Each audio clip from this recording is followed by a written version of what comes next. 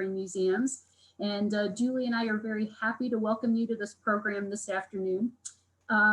When we planned this way back in March, we thought surely by October we would be able to meet in person at Spiegel Grove and welcome Peter actually to our site. But unfortunately, here we are still doing Zoom. But what a great way here in Ohio, for those of you who are joining us from our own state, a little rainy day this afternoon, but it's nice to be cozy at home. I've got my coffee here and anxious to hear what Peter has to share with us. So I am going to be turning things over now to Julie, who will actually introduce Peter, and we will get started from there. Julie? Thank you, Christy. Again, my name is Julie Miley, Curator of Manuscripts at the Hayes Presidential Library and Museums, and it is my honor to introduce Peter today. He is the author or editor of 16 acclaimed books on the American Civil War, as well as the American Indian Wars of the American West, and a member of the Advisory Council of the Lincoln Prize. In 2002, he was awarded the American Foreign Service Association's highest honor, the William R. Rivkin Award, which is given annually to one foreign service officer for the exemplary moral courage, integrity, and creative dissent. He currently resides in Kensington, Maryland, and we are very excited to have him today. And I think his last time here in the Hayes Museum was back in 2002. So unfortunately, like Christy said, we have to do it this way, but we are very excited to have him.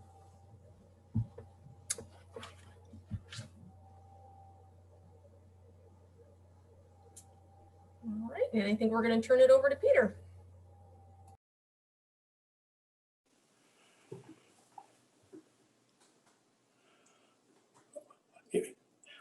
Good afternoon, everyone, and I have to say that I'm very pleased to be here or there. I'm not quite sure which is the appropriate terminology when we're speaking of a Zoom event, but in any event, I'm very happy to be addressing folks associated with the Hayes Center or attending this Hayes Center event.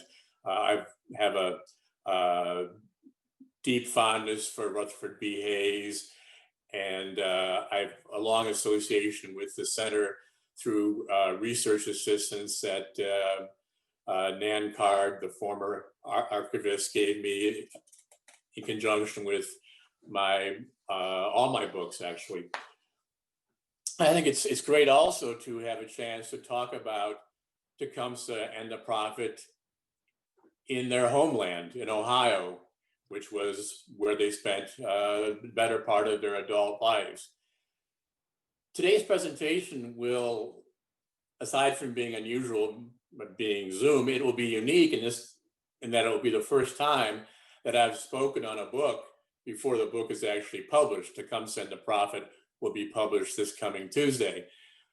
So I guess that eliminates the possibility of people asking questions such as, well, in your book, you say.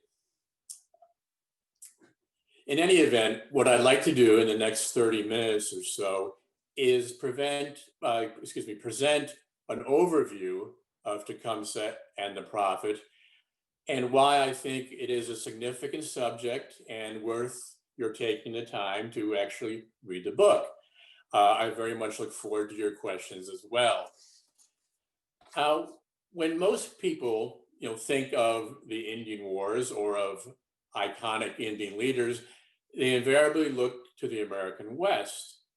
I think we owe that association largely to popular culture, everything from John Ford Westerns to the undying fascination with the demise of George Armstrong Custer at the Battle of the Little Bighorn.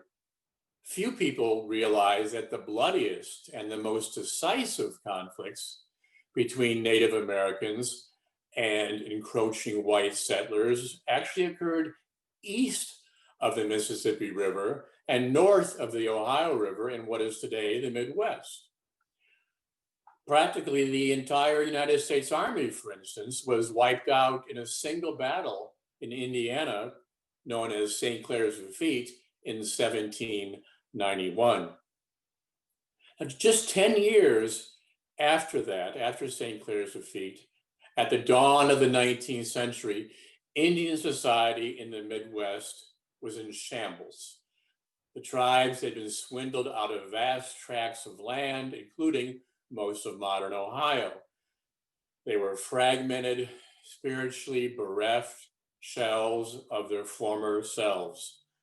Only a generation earlier, the entire region had been Indian country. By 1805, however, land encroachment, poverty, disease, anguish, and alcoholism appeared to be the Indians' fate. And then the Shawnee chief Tecumseh and his younger brother, the prophet Tenskwatawa, emerged to restore Indian dignity and unity of purpose. In so doing, they came desperately close to changing the course of American history, reshaping the young republic's northern boundary, and potentially arresting for a generation or more the tide of Western expansion. In my book, William Henry Harrison appears as the foil to the Shawnee Brothers, the sort of perpetual opponent. As governor of the vast Indiana Territory, he weakened the Midwestern tribes through shady land treaties. Remarkably, Harrison also offered the most effusive praise that an American official ever accorded an Indian leader. Here is what Harrison wrote after a contentious council with Tecumseh in July 1811. Tecumseh had parried Harrison's every verbal thrust, eloquently defending his refusal to relinquish what Harrison considered one of the fairest portions of the globe, then the haunt of a few wretched savages. Well, there was nothing remotely wretched about Tecumseh, however. As Harrison told the Secretary of War, quote, "The implicit obedience and respect which the followers of Tecumseh pay him is really astonishing, and more than any other circumstance bespeaks him one of those uncommon geniuses which spring up occasionally to produce revolutions and overturn the established order of things. If it were not for the vicinity of the United States, he would perhaps be the founder of an empire that would rival in glory that of Mexico or Peru," unquote. Harrison marveled at the vigor with which the Shawnee chief pursued his dream of an Indian Union. Quote, "No difficulties deter him. His activity and industry supply the want of letters. For 4 years now, he has been in constant motion. You see him today on the Wabash River, and in a short time, you hear of him on the shores of Lake Michigan or on the banks of the Mississippi. And wherever he goes, he makes an impression favorable to his purposes," unquote. Harrison's testimonial encapsulates the talents of this passionate and indefatigable co-architect with his younger brother, Tenskwatawa, of the greatest pan-Indian confederation the Western American Republic would ever confront. Their movement encompassed nearly half of what was then the United States, from the icy upper reaches of the Mississippi River to the steamy bottomlands of the lower Alabama River. No other Indian leaders enjoyed such a broad appeal, and none would ever pose a graver threat to American expansion than did Tecumseh and Tenskwatawa. At the height of their appeal, the Shawnee Brothers mustered twice as many warriors as would Chief Sitting Bull and Crazy Horse on the Little Bighorn River some 3 generations later. Now, a question also naturally arises: why has the memory of Tecumseh prospered while his brother has been all but relegated to the dustbin of history? Well, the reasons for this, I think, are obvious.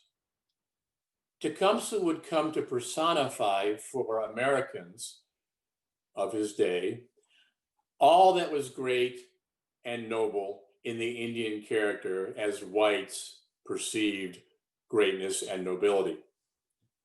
Tecumseh advocated a political and military alliance to oppose United States encroachment on Indian land. This was something that whites could readily comprehend. Tecumseh, who was first and foremost a political leader, acted as they would have acted under similar circumstances. Tenskwatawa, on the other hand, offered a divinely inspired solution to Indian land dispossession and cultural dissolution, drawing on native tradition that was beyond, far beyond, white understanding. Tenskwatawa's aspect also repulsed whites. He was an unappealing, disfigured former alcoholic who, as a boy, had accidentally shot his right eye out with an arrow, a, quote, man devoid of talent or merit, a brawling, mischievous Indian demagogue, unquote, according to an Indian agent who knew the Shawnee Brothers intimately. That same official, however, admired Tecumseh as the exemplar of Shawnee manhood, a skilled hunter and cunning war leader, charitable, and an orator of rare eloquence. In a similar manner, history, biography, and folklore all came to deify Tecumseh and demonize his brother as a delusional charlatan. Historians regularly have repeated a fabricated claim that Tecumseh tried to kill Tensekatawa after the Battle of Tippecanoe, and have advanced the equally bogus charge that Tecumseh expelled him from their village to wander alone and forgotten thereafter. Now, this unfortunate process of elevating Tecumseh at the expense of Tensekatawa has continued. My book, Tecumseh and the Prophet, I would argue, is the first work to give Tensekatawa adequate credit for his role in creating and sustaining the most potent Indian confederacy the United States ever confronted. I hope to make readers appreciate the nativist religious fervor that contributed to the emergence of Tensekatawa and which he shaped into a coherent and compelling doctrine. I address the persuasive evidence that Tecumseh truly believed his brother to be a divinely inspired prophet capable of communing with the master of life or great spirit, and also embrace his creed. These are both critical aspects of the Shawnee Brothers relationship that I explore in Tecumseh and the Prophet. What I have attempted to do in Tecumseh and the Prophet, then, is to redress the gross imbalance in the historical perception of the Shawnee Brothers. Simply put, without Tensekatawa, there would have been no Tecumseh. Tensekatawa's program, which aimed at the moral cleansing and spiritual rebirth of a united Indian people, gave rise to the alliance that Tecumseh would build upon for political and military purposes. The relationship between the brothers that emerges in my book is symbiotic in nature.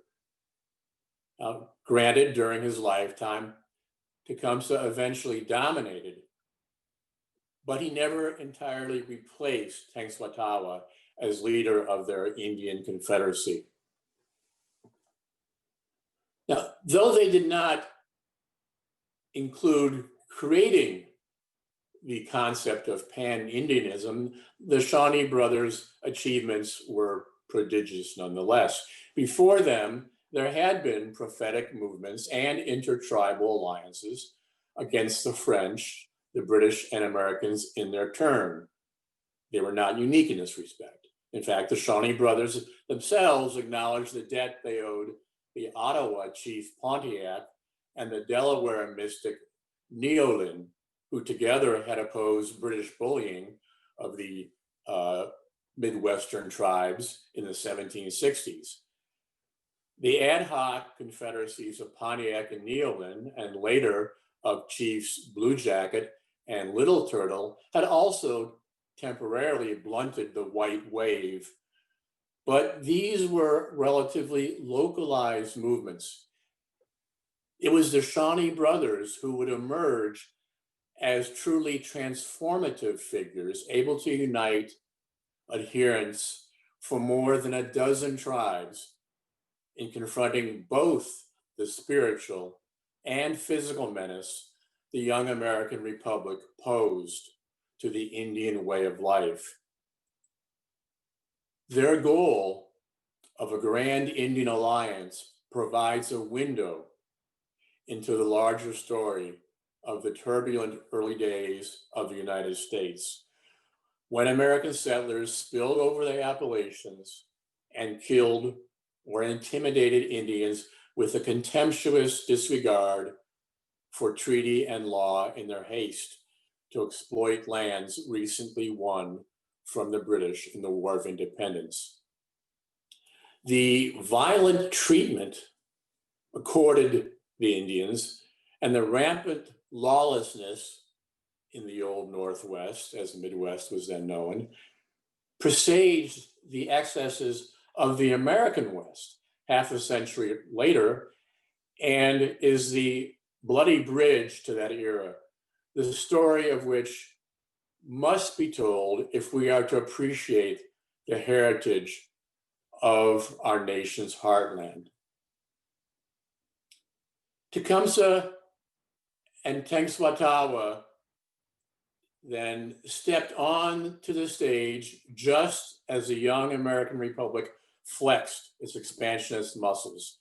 Indisputably, Tenskwatawa and Tecumseh were the most significant siblings in American history. Giving Indians their due, it is only fair to conclude that the Shawnee Brothers were among the most influential siblings in the annals of America. My book, Tecumseh and the Prophet, presents for the first time the interwoven lives of Tecumseh and the Prophet. This book is their story, but I've tried also to encompass the events, personalities, and cultural and physical forces at play in their world, and also that of the frontier whites who sought to supplant them. Now, before I conclude my remarks, I don't need to point out to those of you in Ohio, but to others who are watching, again, reiterate the fact that the Hayes Center sits in the heart of the Shawnee Brothers' homeland, the land that they had hoped to maintain for the Indians. In fact, the site of one of the most decisive battles that they fought with their British allies in the War of 1812 is Fort Meigs, which lies only some 30 miles northwest of the Hayes Center, near the site of the town of Perrysburg.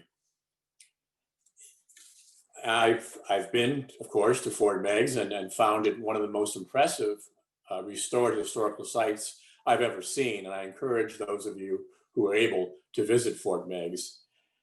What I'd like to do to conclude, to give you people a flavor of my writing style and what they may expect in the book, I want to read a short excerpt from that portion of the book that deals with the Battle of Fort Meigs. Now I begin toward the end of the battle. The Indians are fighting in conjunction with their British allies against William Henry Harrison, who is defending Fort Meigs at the mouth of the Maumee River. The Indians have just dealt a stunning blow to 900 Kentucky volunteers, capturing the majority of them. They're in the process of leading them to the remains of a British fort known as Fort Meigs. And here's where we pick up the action. And I'll read briefly from the book. An eerie silence, broken only by the groans of the wounded, fell over the rain-soaked ruins. Then a band of Ojibwas led by Splitlog, a war leader whom one British officer labeled a bloodthirsty villain and sneaking ruffian, appeared. Having missed the battle, Splitlog and his cohorts were in search of easy scalps. Painted black and scowling, Splitlog mounted the fort's low earthen embankment. Other Ojibwas clambered over the fallen walls onto the parade ground where the Kentuckians sat huddled. Sensing what was about to transpire, some of the British redcoats cried, "Oh, Nichiwa, Nichiwa, brother, desist, desist." But the warriors were in an ugly mood. Raising his musket, Splitlog fired, and a prisoner fell dead. He calmly reloaded his musket and shot another Kentuckian. Then, laying aside his musket, he leaped among the prisoners with a tomahawk in hand and began cleaving skulls and ripping off scalps. Raising a war whoop, his followers waded in. When a British sentry leveled his bayonet to protect a Kentuckian, an Indian drew his pistol and shot him, exclaiming, "You damned Yankee too." With that, the rest of the redcoats stepped aside. A group of angry Potawatomis joined in the killing. 16-year-old Thomas Crittenden never forgot the horror. With unearthly yells, he said, the warriors descended on the Kentuckians, quote, killing and scalping as fast as their own crowded ranks would admit, while we, like a terror-stricken sheep hemmed in by dogs, or a parcel of hogs in a butcher's pen, were piled upon one another in a corner. Those at the bottom were being smothered, while those on the top were being drenched with blood and brains, unquote. Christian prepared himself to die. Quote, suddenly, as a lightning flash, the yelling ceased. The uplifted war clubs descended harmlessly by the side of the now shamed warriors, and above the groans of the dying and the prayers of the living is heard the brave Tecumseh putting a stop to the massacre, shaming his warriors for behaving like squaws, unquote. The Shawnee chief, who had been the bane of Kentuckians, was now their deliverer. With that, I'll end my remarks and open the floor to whatever questions you may have.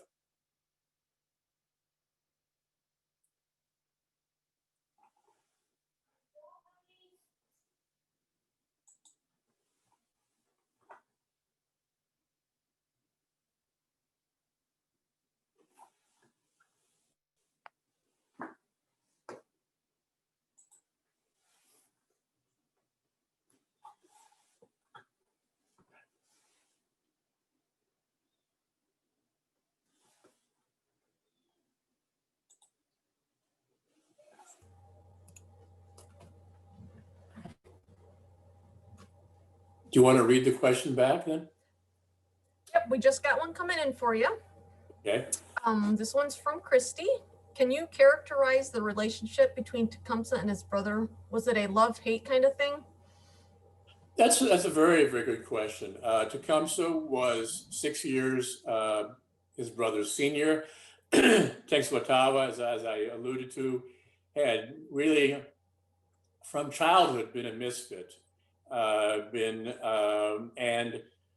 been dependent largely on his brother Tecumseh and his elder sister and her husband for his livelihood. He was a dissolute, a drunk. He tried to practice shamanism, was a failure at that.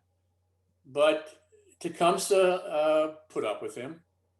They traveled together considerably as young men, although when Tenskwatawa traveled with his elder brother into the Cherokee country to fight with dissident Cherokees, Tenskwatawa, this was in the late 1780s, Tenskwatawa stayed home.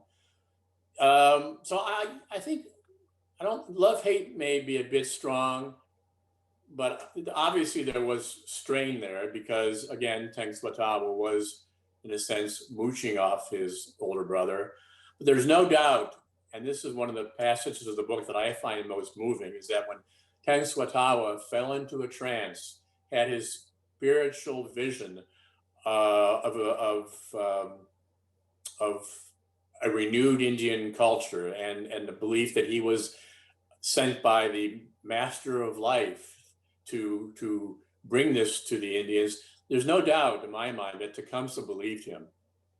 And their relationship became, however strained it may have been before that, very much, again, as I said, a symbiotic relationship in which they recognized one another's talents and worked together to use the skills and gifts of each to further their joint alliance.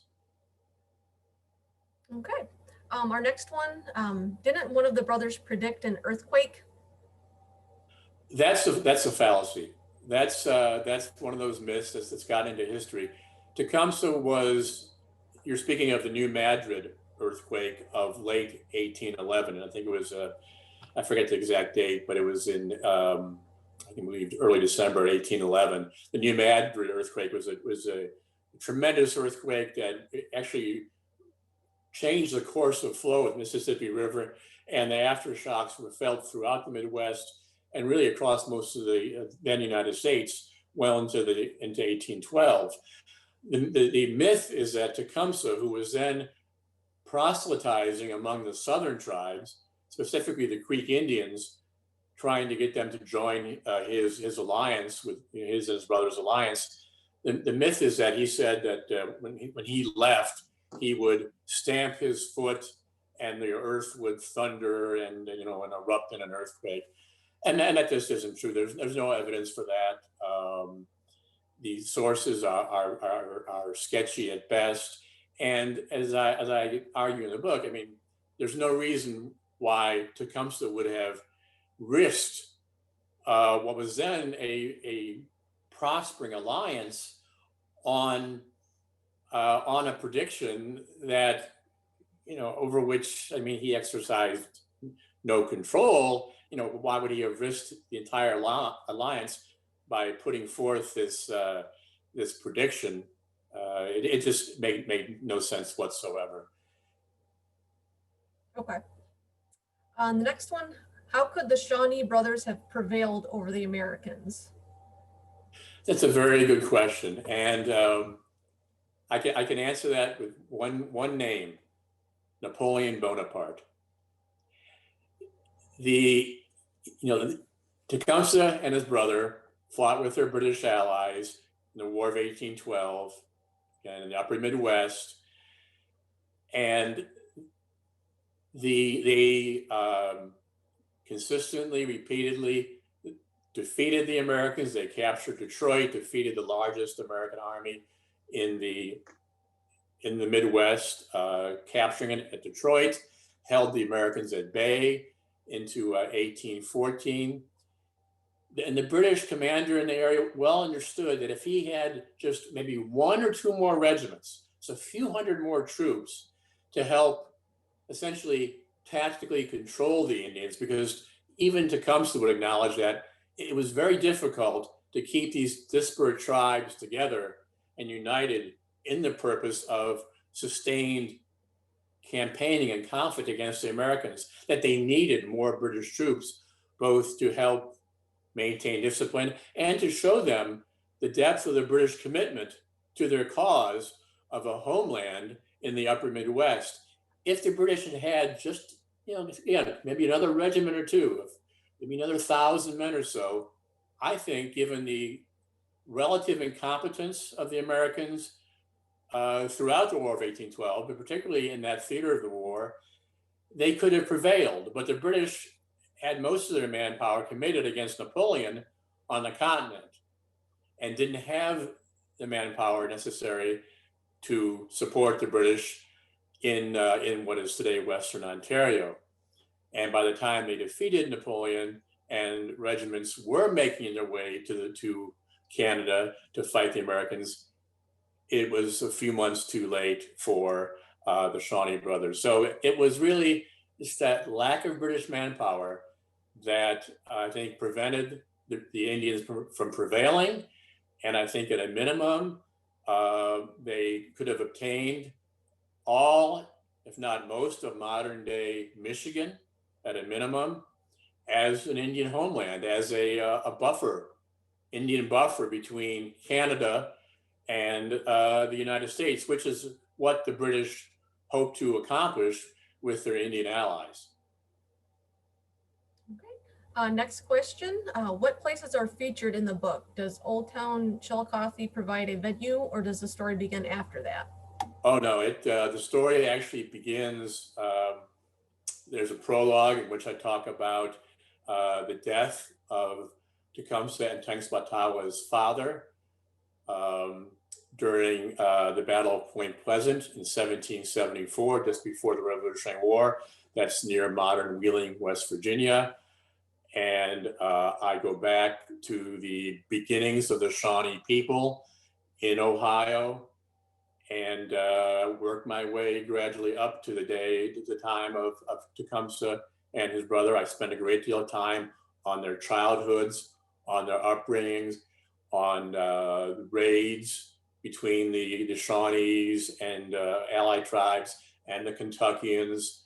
Daniel Boone appears frequently early in the book.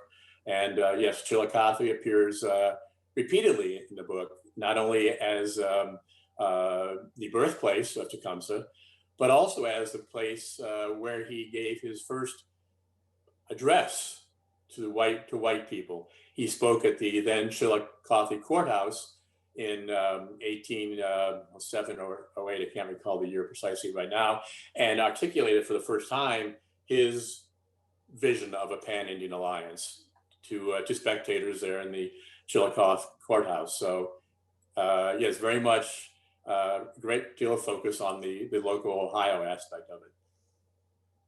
Okay. Next question. Were both brothers present at the Battle of the River Raisin? Neither were present at the Battle of River Raisin. Interestingly enough, the Indian leader was a chief named Roundhead, who was a Wyandot and the principal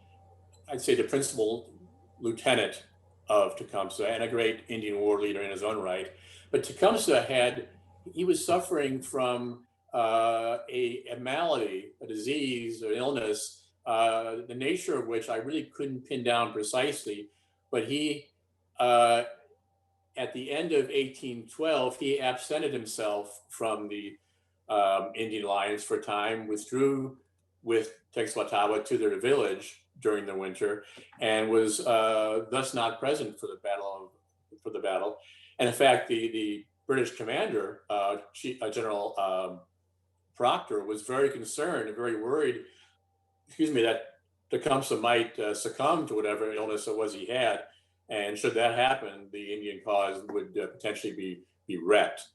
So no, they were not present at the River Raisin, but that battle did have tremendous repercussions for the Indian alliance, which I deal with in the book. Okay. Did Tecumseh and his brother have the same parents? Yes, they had the same parents. his father, as I said, Tecumseh, was killed at the Battle of Point Pleasant. And interestingly, when their father was killed, Tecumseh was just a 6-year-old boy. His Tenskwatawa was not yet born. Tecumseh's mother was pregnant with triplets at the time, believe it or not. And Tenskwatawa being one of them, and he was born a few months after his father was killed in battle. And was believed that triplets were a sign of either of evil or of some kind of potentially remarkable, pretentious event in the lives of the triplets. One of the children died shortly after birth, and it was just Tenskwatawa and a twin brother, but they both had the same parents. If I were teaching this narrative to high school students, what would be the most important lesson for them to glean from it, in your opinion? I think that's a very good question. I think one important lesson was the transformative power of religious movement among the Indians, just how deeply felt their religious culture was, to try to give students an understanding that despite its great differences from our religious and social upbringing, Indians believed held their beliefs just as dearly.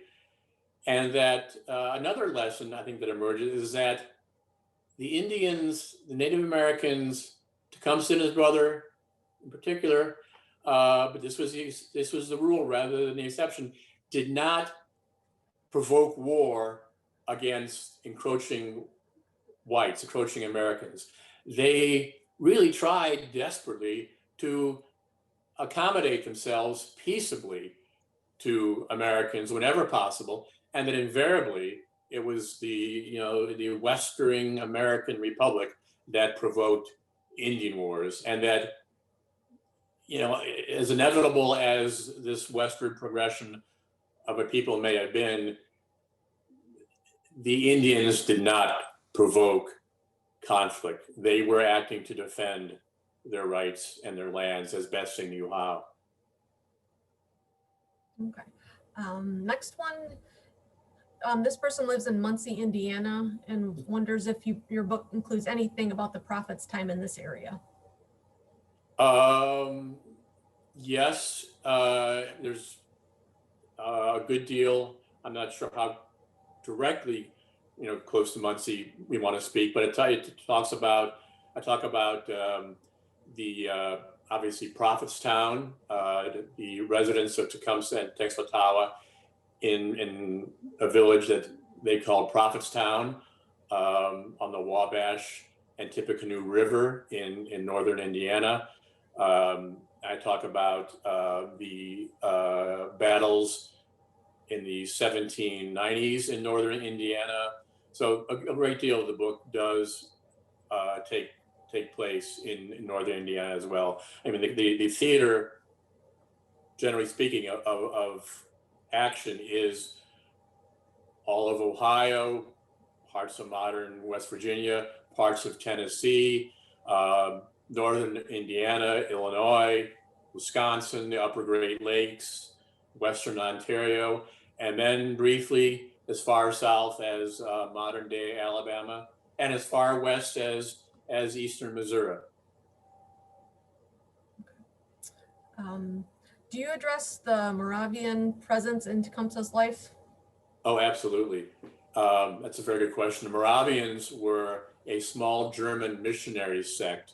They were not large numbers, but they were very influential among the Indians because they were not out simply to save souls like so many Christian missionaries, but they wanted to try to understand the Indians among whom they proselytized, they had a fair deal, I should, of success with the Delaware Indians, who were neighbors of the Shawnee in Ohio.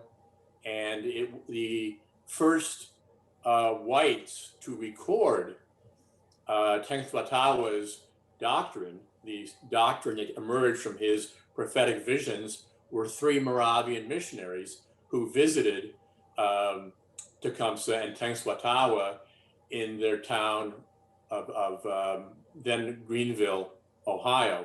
And in fact, I drew a lot of wonderful primary source material from the diaries and reports of these Moravian missionaries back to their superiors. And also, these accounts of the Moravians continue throughout the early days of Tenskwatawa's proselytizing among the Delaware, Shawnee, and other tribes in that area. So they do play a key role in understanding the early days of Tenskwatawa's religious and social revivalist doctrine. Very important characters. Okay. Is it true that Tecumseh's braves hid his body with the help of some white trappers? There's no evidence of that. There's no one knows precisely where Tecumseh's corpse ended up. There's no doubt that he was killed at the Battle of the Thames in Ontario, Canada. William Henry Harrison looked upon his corpse, was not sure if it was Tecumseh or not, but others who knew Tecumseh could reliably state that it was him. His body was badly disfigured because Kentucky volunteers who composed a large number of General William Henry Harrison's force at the Battle of the Thames, in which Tecumseh died. After the battle, they went about flaying the skin off the bodies of the dead Indians, disfiguring them, using their skin to fashion razor straps, committed all kinds of atrocities on the Indian dead, scalps Indian dead. And so it was difficult to identify the bodies, but there was no doubt he was killed. The British commander, General Proctor, reported Tecumseh's death right after the battle. But as for what happened to his corpse, no one can say with any certitude where it ended up. But and it may have been secretly buried, but that is unlikely, because after the Battle of the Thames, both the British and their Indian allies, the survivors of Tecumseh's warriors, they retreated pretty quickly, and it would have been difficult for them to infiltrate the American lines and have removed Tecumseh's body. So I think most likely he was just maybe deposited in a common grave with other Indian dead, but we'll never know for certain. That's a mystery. Okay. Could you expand more why the prophet made Tecumseh into a better leader? Why the prophet made Tecumseh into a better leader? Well, before the prophet emerged as such, before he had his vision that initially drew Indians from across the Midwest to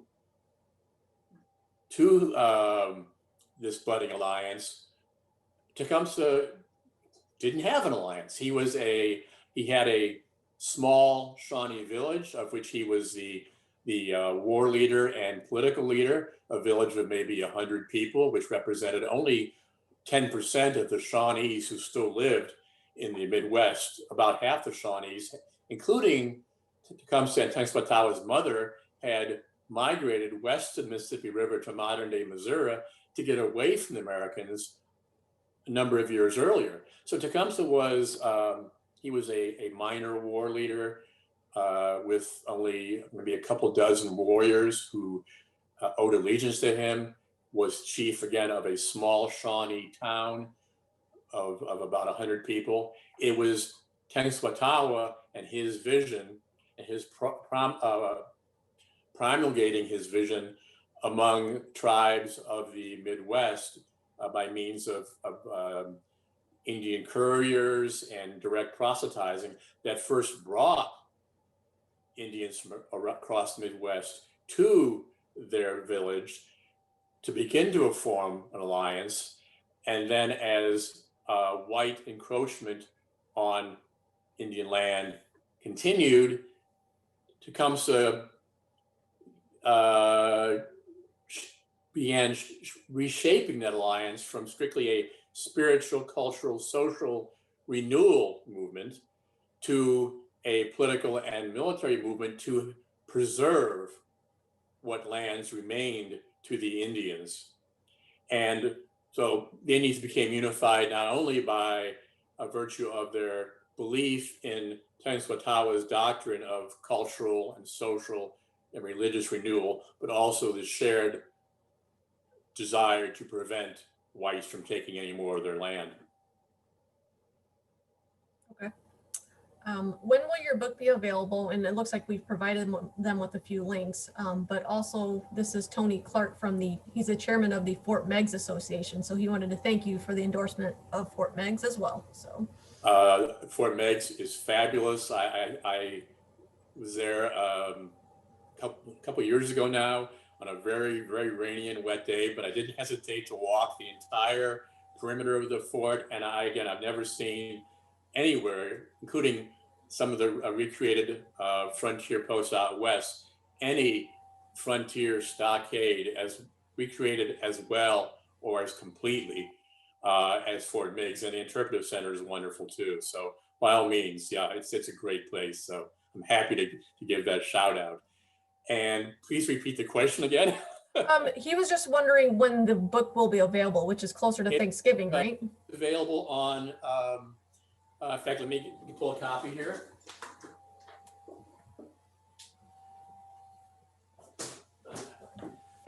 Here it is.